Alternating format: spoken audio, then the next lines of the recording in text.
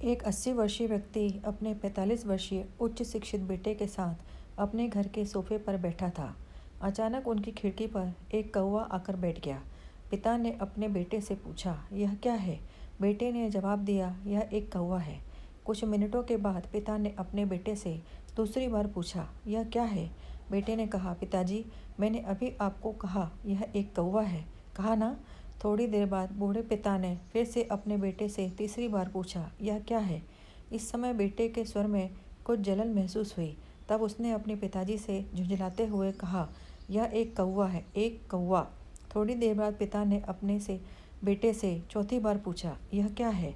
इस बार बेटा अपने पिता पर चिल्लाया, आप मुझसे बार बार एक ही सवाल क्यों पूछते रहते हैं? हालांकि मैंने आपको कई बार बता दिया है कि यह एक कौवा है। क्या आप इसे समझ नहीं पा रहे हैं?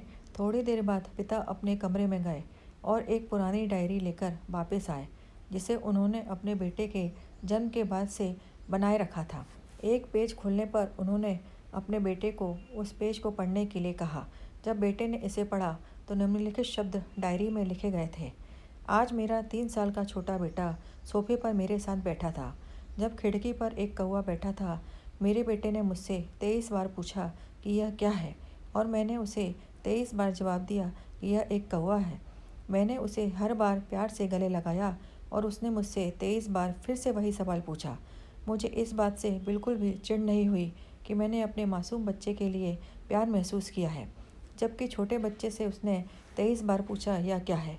पिता को 23 बार पूछे सवाल का जवाब देने में कोई जलन महसूस नहीं हुई, और आज जब पिता ने अपने बेटे से सिर्फ 4 बार यही सवाल पूछा तो बेटे को चिढ़ और गुस्सा महसूस हुआ।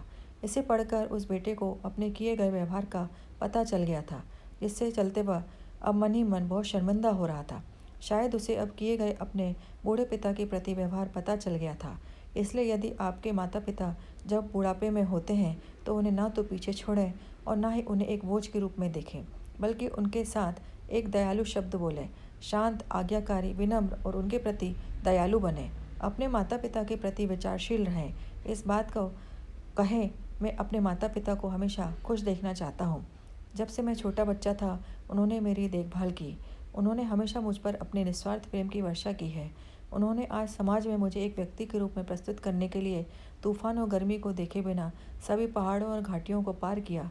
भगवान से प्रार्थना करें, मैं अपने बूढ़े माता पिता की सर्वोत्तम तरीके से सेवा करूँगा।